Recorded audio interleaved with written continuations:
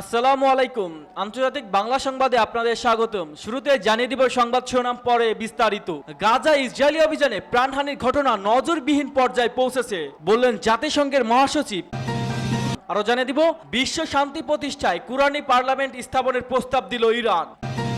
অন্যদিকে শান্তি ও নিরাপত্তা অগ্রগতি এবং দ্বিমুখী নীতিবিহীন বিশ্ব ইরানের বার্তা বললেন পেজেশকিয়ান। এবং গাজার আল শিফা হসপিটাল ইসরায়েলি ধ্বংসযজ্ঞের প্রতীক। এবং সবশেষ জানিয়ে দিব যুদ্ধ এবং গণহত্যার মূল কারণ হচ্ছে পশ্চিমাদের দৈত্যনীতি বললেন পেজেশকিয়ান। এতক্ষণ দেখছিলেন সংবাদ শিরোনাম, এবার বিস্তারিত। তার আগে আপনি আমাদের ভিডিওটি কোন জেলা থেকে দেখছেন অবশ্যই কমেন্ট করে জানিয়ে দিবেন এবং আমাদের সাথে থাকার জন্য চ্যানেলটি সাবস্ক্রাইব করে দিবেন।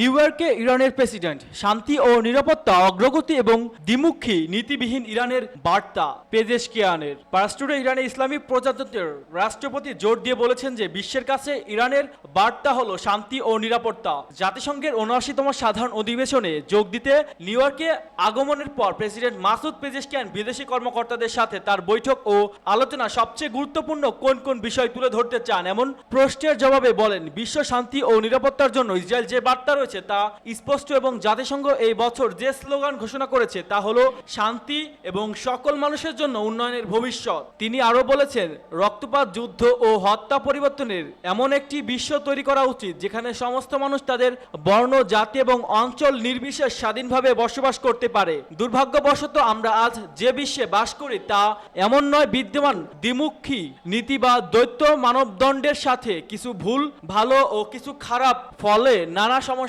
দেখা দিয়েছে। তিনি আরো উল্লেখ করে বলেছেন, আমাদের এই গ্রহে বসবাস করার সুযোগ সব মানুষের জন্য সমান হওয়া উচিত। ইসলামী প্রজাতন্ত্র ইরানের রাষ্ট্রপতি জাতিসংঘের ৭৯তম সাধারণ অধিবেশনে যোগ দিতে রবিবার নিউ ইয়র্কের জন এফ কেনেডি বিমানবন্দরে পৌঁছেছেন। তিনি একটি উচ্চ পদস্থ প্রতিনিধি দলের নেতৃত্ব দিয়েছেন। তেহরান ছাড়া আগের প্রেসিডেন্ট বলেছিলেন যে তিনি নিউ ইয়র্ক সফর ইরানি জনগণের কণ্ঠস্বর এবং ন্যায় ও ন্যায়ের কণ্ঠস্বর হতে আশাবাদী।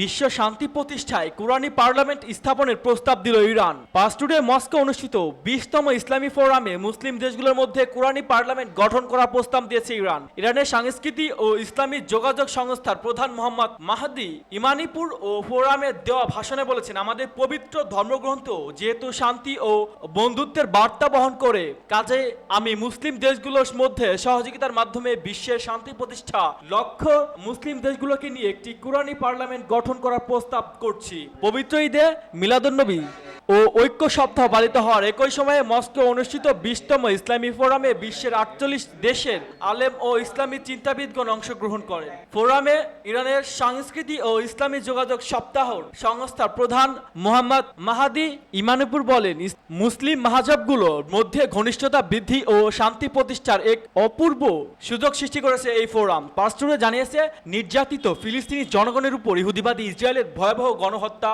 ও অপরাধযজ্ঞের নিন্দা জানিয়ে ইমানিপুর বলেন, ইসরায়েলি অপরাধযজ্ঞের ব্যাপারে আমেরিকা সহ পশ্চিমা দেশগুলোর নীরবতা মানবাধিকারের ব্যাপারে পাশ্চাত্যের দ্বৈতনীতি ফুটিয়ে তুলেছেন। ইরানের সংস্কৃতি ও ইসলামী যোগাযোগ সংস্থার প্রধান মস্কো অনুষ্ঠিত ফোরামে আরো বলেছেন, বর্তমান স্পর্শকাতর পরিস্থিতিতে প্রকৃত সত্য ও প্রকাশ ও ন্যায্য ভিত্তিক শান্তি প্রতিষ্ঠার ক্ষেত্রে আলেম সমাজ ও ধর্মীয় নেতাদের গুরুত্ব দায়িত্ব পালন করতে হবে। গাজার মতো বিশ্বের সংকটাপন্ন অঞ্চলগুলোতে ন্যায় ভিত্তিক ও টেকসই শান্তি প্রতিষ্ঠার ক্ষেত্রে প্রস্তাবের ক্ষেত্রে মস্কো ফোরামে গৃহীত সিদ্ধান্ত গুরুত্বপূর্ণ ভূমিকা পালন করবে বলে মোহাম্মদ মাহাদি ইমানুপুরি আশা প্রদান করেন। রাশিয়ার রাজধানীতে অবস্থিত মস্কো জামে মসজিদে বিশ্বের বিভিন্ন মুসলিম দেশের ধর্মীয়, রাজনৈতিক ও সাংস্কৃতিক কর্মকর্তাদের অংশগ্রহণে এই ফোরামে অনুষ্ঠিত হয়। গাজায় ইসরায়েলি অভিযানে প্রাণহানির ঘটনা নজিরবিহীন পর্যায়ে পৌঁছেছে বললেন জাতিসংঘ মহাসচিব। পারস্টুডে জাতিসংঘের মহাসচিব গতকাল বলেছেন, গাজা ইসরায়েলি সামরিক অভিযান মৃত্যু ও ধ্বংস নজিরবিহীন পর্যায়ে পৌঁছেছে। জাতিসংঘের মহাসচিব অ্যান্তোনিও গুতেরেস গতকাল পশ্চিম এশিয়া অঞ্চলে উত্তেজনা বৃদ্ধির ঘটনায় উদ্বেগ প্রকাশ করেছেন। পারস্টুডে আরো জানিয়েছে, গুতেরেস বলেছে, গাজা ইসরায়েলি সামরিক অভিযানে মৃত্যু ও ধ্বংস নজিরবিহীন পর্যায়ে পৌঁছেছে। লেবাননকে আরেকটি গাজায় পরিণত করার আশঙ্কায় তিনি উদ্বেগ প্রকাশ করেছেন। জাতিসংঘের মহাসচিব এই প্রসঙ্গে বলেছেন, আমরা উদ্বিগ্ন যে লেবানন আরেকটি গাজা হয়ে না ওঠে। সেরকম কিছু হলে বিশ্বের জন্য আরেকটি বিধ্বংসী ট্র্যাজেডির জন্ম হবে বলে তিনি মন্তব্য করেছেন। ইউরোপীয় ইউনিয়নের পররাষ্ট্রনীতি বিষয়ে প্রধান জোসেফ বোরেল শুক্রবারে বৈরুতে দক্ষিণ শহরটিতে ইসরায়েলি বর্বর হামলার পর পশ্চিমা এশিয়ায় উত্তেজনা বৃদ্ধির ব্যাপারে উদ্বেগ প্রকাশ করেছেন। সংবাদ সূত্রগুলো গতকাল সন্ধ্যায় জানিয়েছে ধ্বংসস্তূপের নিচে থেকে 2 শিশুর মরদেহ বের করার পর বৈরুতের দক্ষিণ শহরগুলিতে ইসরায়েলি বিমান হামলায় শহীদদের সংখ্যা বেড়ে 50 জনে দাঁড়িয়েছে। লেবাননের স্বাস্থ্য মন্ত্রণালয়ের তথ্য অনুযায়ী কয়েকশো শহীদদের দেহ বিচ্ছিন্ন হয়ে গেছে। গত শুক্রবার ইহুদিবাদী ইসরায়েল বৈরুতের দক্ষিণ শহরতলি ঘন বসতিপূর্ণ এলাকায় একটি ভবন লক্ষ্য করে হামলা চালায়। ওই হামলাতে কমপক্ষে 50 জন শহীদ হয় এবং অসংখ্য আহত হয়েছেন। যুদ্ধ এবং গণহত্যার মূল কারণ হচ্ছে পশ্চিমাদের দৈত্যনীতি, বললেন পেজেশকিয়ান। ইসলামী প্রজাতন্ত্র ইরানের প্রেসিডেন্ট ডাক্তার মাসুদ পেজেশকিয়ান পশ্চিমাদের দৈত্যনীতি সমালোচনা করে বলেছেন, তাদের এই নীতি অবস্থানের কারণে সারা বিশ্বে রক্তপাত এবং যুদ্ধ ছড়িয়েছে। আজ নিউ ইয়র্কের জন এফ কেনেডি বিমানবন্দরে পৌঁছেছে সাংবাদিকদের কাছে এ মন্তব্য করেন তিনি। জাতিসংঘের সাধারণ পরিষদের 79তম বার্ষিক অধিবেশনে যোগ দেওয়ার জন্য পেজেশকিয়ান নিউ ইয়র্ক সফরে করেছেন। জাতিসংঘ সাধারণ পরিষদের অধিবেশনে ইরানের প্রেসিডেন্ট ভাষণ দেওয়ার কথা রয়েছে।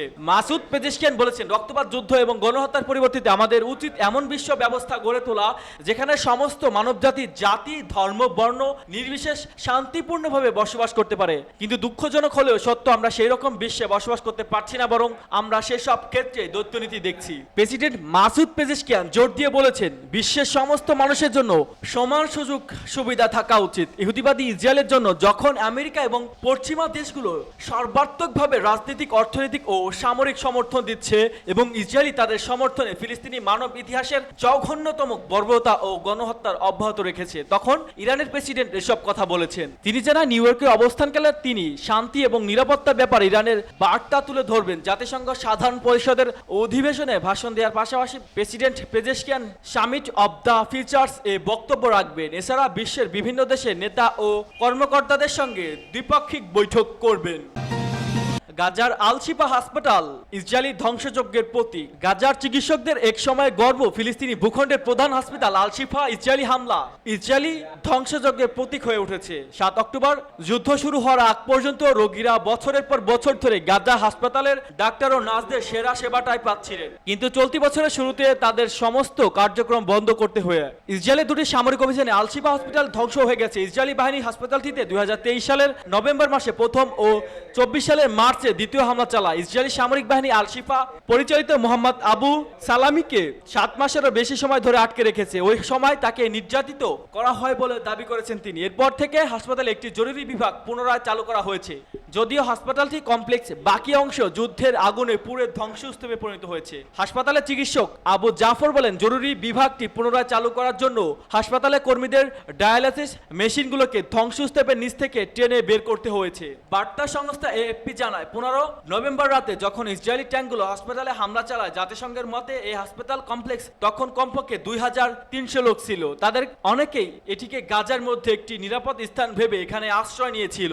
ফিলিস্তিনির উপর ইসরায়েলি হামলায় বাস্তুচ্যুতদের মধ্যে এক সংবাদদাতা বলেন, বন্দুকযুদ্ধ ও বিস্ফোরণের রোগী, কর্মচারী এবং যুদ্ধ থেকে আশ্রয় নিয়ে অন্যরা আতঙ্কিত হয়ে পড়ে। 19 মার্চ ইসরায়েলি বাহিনী ট্যাঙ্ক ব্যবহার করে দ্বিতীয় হামলা শুরু করে। 11 দিন ধরে সৈন্যরা হাসপাতাল প্রসঙ্গে চিরুনি অভিযান চালায়। অভিযান শেষে ইসরায়েলি সামরিক বাহিনী 200 যোদ্ধাকে হত্যা ও বিপুল পরিমাণ অস্ত্র খুঁজে পাওয়ার দাবি করে। গাজায় সিভিল ডিফেন্স এজেন্সি জানায়, ওই হামলার পর অন্তত 300 জনের লাশ পাওয়া গেছে। এজেন্সিটি ফিলিস্তিনি উপকূলীয় ছিটমহল জুড়ে উদ্ধার কাজ চালায়। কমান্ডার সেন্টার নাকি স্বাস্থ্য সুবিধা। ইসরায়েলের সামরিক বাহিনীর দাবি, হামাস ও অন্যান্য ফিলিস্তিনি যোদ্ধা আল শিফা হসপিটালকে তাদের কমান্ডার সেন্টার হিসেবে ব্যবহার করা ইসরায়েলি হাসপাতালটির বিরুদ্ধে অভিযান পরিচালনা করে।